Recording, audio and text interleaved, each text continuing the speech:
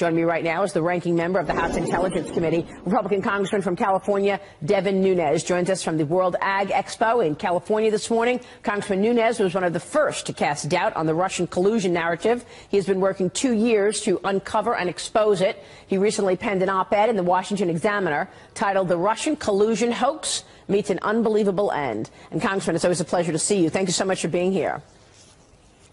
Thank you. Great to be with you again. Look, this is the first time you and I are talking on this program. I spoke with you last week, I know, on Mornings with Maria on the Fox Business Network. But this is the first time we are talking after the conclusion of the no collusion from the special counsel and from the AG. Congratulations. You ought to be taking a victory lap here, Congressman. You've been trying to expose all of this for the last 2 years, coming on this program every several weeks to talk about it. How you doing after this?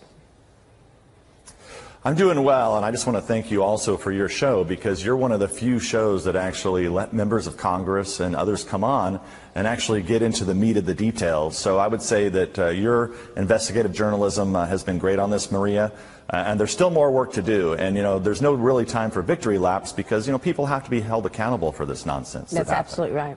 And that's what our viewers want to know. Where is the accountability? You wrote this op-ed in the Washington Examiner, "The Russian Collusion Hoax Meets Unbelievable End," where you really laid out exactly how this started and how the Clinton campaign paid for a dirty dossier, which was then penetrated throughout our government, throughout the media, to keep this narrative alive and put a cloud under a duly elected president for 2 years.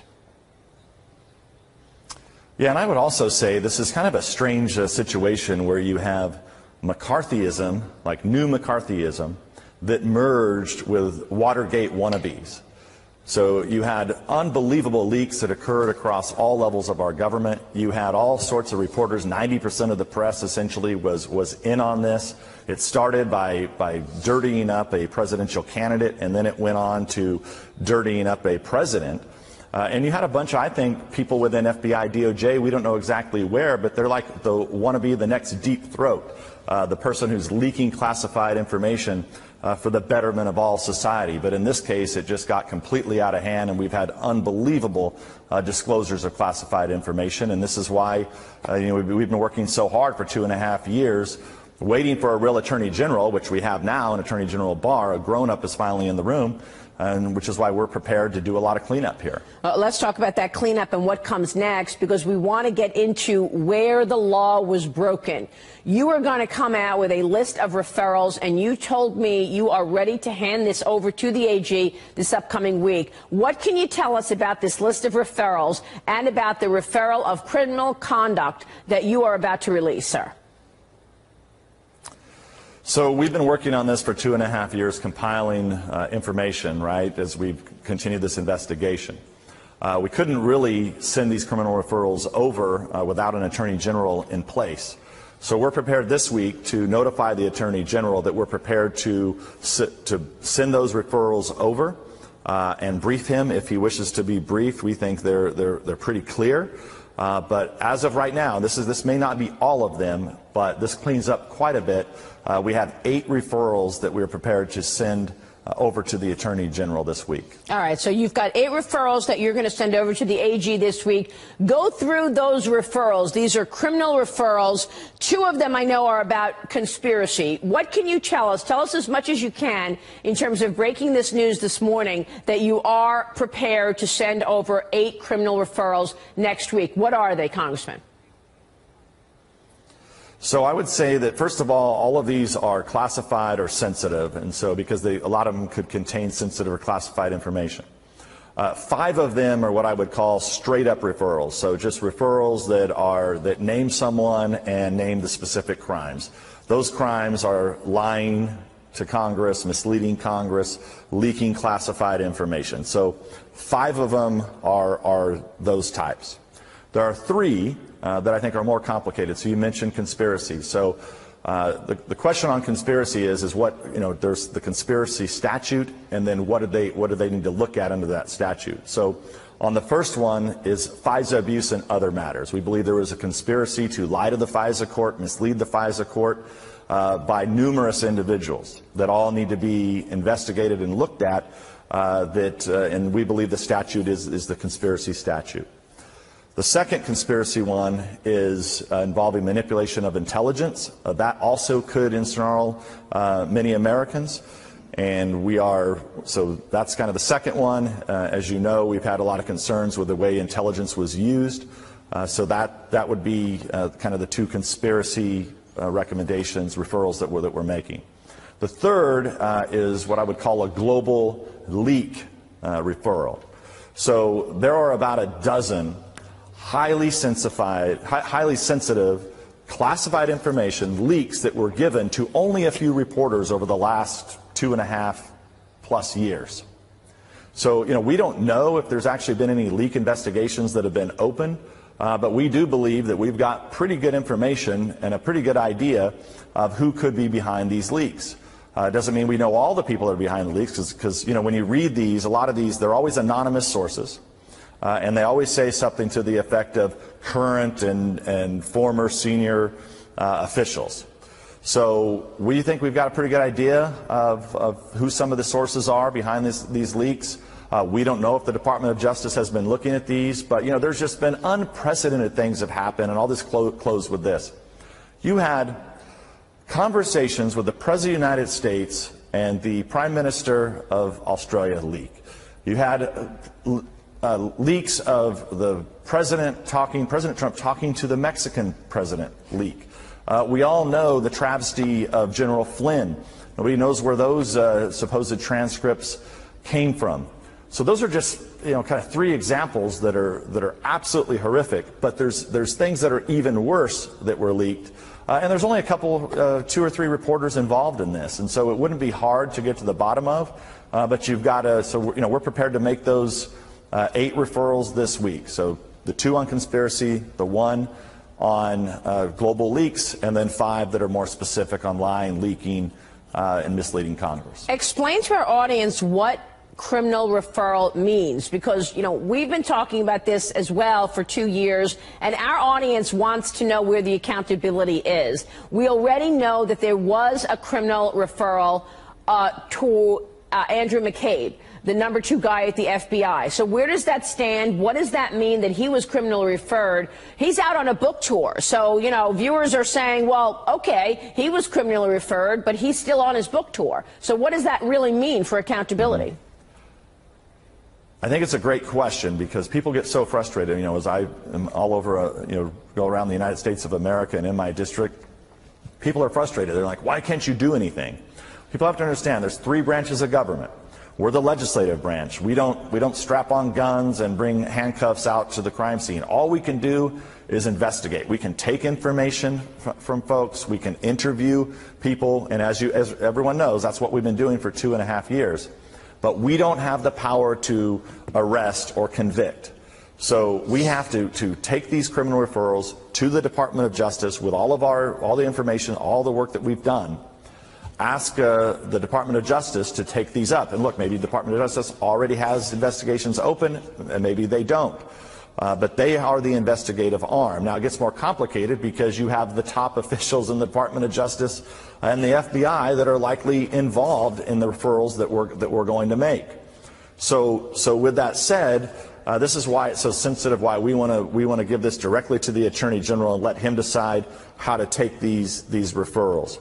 Then at the same time, just because we have information and the executive branch decides to look at that information, all Americans have the right to a fair trial, and that goes to the judicial branch of our government. So I know it's frustrating, but we have 3 branches of government for a reason, and we have to work within those bounds of the Constitution. But you are an elected official. One would think an elected official sends over criminal referrals to the Attorney General. The AG will take it seriously and perhaps launch an investigation, criminal investigation.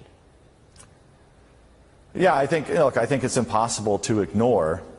Some of these are very straight up. I mean, if they're busting people, if the Mueller team was busting people for lying to the FBI, I mean, there's some pretty simple times when people lied to Congress, misled Congress, for the sole purpose of obstructing our investigation. And remember, what we were trying to get to the bottom of, that was that the Department of Justice and the FBI and the Clinton campaign were essentially taking information from Russians the very thing they were looking at the Trump campaign for. So I would be surprised if they don't take this up. Some of these up that are very just cut and dry, very simple, could be prosecuted in a short amount of time. How many people is this capturing? You've got 8 referrals. Several people lied to Congress. Several people also apparently misled the FISA court. And I want you to explain how they misled the FISA court. But first, tell us, how many people is this capturing? Can you give us any names on this list in terms of your referrals? Well, I'm not prepared to give any names, but I think most people that have followed Russiagate for a long time, they know a lot of the names. But there's 5 that are straight up, 5 names. Then there are, when you get to the leaks, we don't know. We think there's only a few people behind these leaks, but there could be multiple people. So on the leak, the global leak referral, there could be several individuals. When you look at the conspiracy, I mean, that could get up to a dozen, 2 dozen people. So, for example, we don't know all the people that are involved. Look, we know Strzok and Page, and we know their involvement because they've been interviewed. But, there's other people that were above Strzok and below Strzok that have not been interviewed. So we don't know if they're involved in this conspiracy or not. But, one of the things that has been great is we've had so many whistleblowers, so many people over the last 2.5 years that have come, great Americans who have come and said, look, this isn't right, and you guys have to get to the bottom of it. And it's been an unbelievable investigation that we've undertaken, but I think one that has been quite fruitful, so that we can put the United States on the road to recovery to get over this manufactured hoax. Yeah, and manufactured is what you might call what John Brennan has been going along with for the last 2 years, calling the president treasonous. Is he on your list? I mean, John Brennan walking around with his CIA title, former director of the CIA, when he speaks, you sit up and listen, and for the last 2 years, he said the president committed treason. Yeah, well, look, what I would say about all of these former intelligence heads is that this is just not appropriate. I think at some point Congress is going to have to look at these laws and decide, do we really want our former CIA director or DNI director going out publicly, going on to television, getting huge television contracts? I don't know. Maybe we need to look at how this is set up again, because it really puts somebody in a bind if they can be out there, puts Americans in a bind if they can say, I've seen the classified information, and I can tell you there may be a crime there. It's just not right. Congressman, you just broke news on the program that you are sending 8 criminal referrals to the AG next week. 3 of them around conspiracy, lying, leaking. Now, one of them, conspiracy to lie to the FISA court, Congressman. We had on your colleague, Jim Himes, recently, who kept pushing back, saying that there was absolutely no wrongdoing in front of the FISA court. And you say? Well, I don't really care what they say. I mean, they lied multiple times to the American people. All you have to do is look at their phony memos. They've had the full support of the media, 90% of the media in this country. They all have egg on their face. And so the fact of the matter remains, is justice going to be served, or is justice going to be denied? And that's why we're sending over these criminal referrals. So, there's so much left. Remember, the American people have only seen the pieces that have been declassified so far that we were luckily been able to make classified and let the American people know about how the FISA court was abused. There's still more information. I've said this before. This was their insurance policy. A lot of people think the insurance policy was just the overall investigation of the Trump campaign. It's actually much more conspiratorial than that. That's left behind there. There was exculpatory information. We've talked about it on your show many times. So, look, Maria, if you take what the Democrats have said throughout the last 2.5 years, there's only one thing that you can be certain of, and that is whatever they tell you is wrong or a lie, or they actually mean the opposite. Should the Mueller report be made public, Congressman? Well, what I've said about the Mueller, I think I was one of the first members of Congress to actually say that the Mueller report should be made public, but not just the Mueller report. Because remember, many people that are on the Mueller team are involved in a lot of these conspiracies. Right? So you have the leader on the team, the deputy supposedly, and another top lawyer were both involved in the chain of custody of the Steele dossier, the Democratic Oppo Dirt. It is impossible for me to believe that those 2 lawyers, very smart lawyers, didn't know in the middle of 2016 that information was dirt coming from the Democrats. It's impossible. The other 2, you had 2 FBI agents, Strzok and Page, who were kicked off the Mueller team. So I want the underlying information because I think the indictments that were made by the Mueller team, I think some are very questionable. And I think there's pieces of them that always read like Russian spy novels. That was done on purpose to create a narrative to make the American people think, as they were indicting these people, that somehow this had to do with collusion between the Trump campaign and Russia.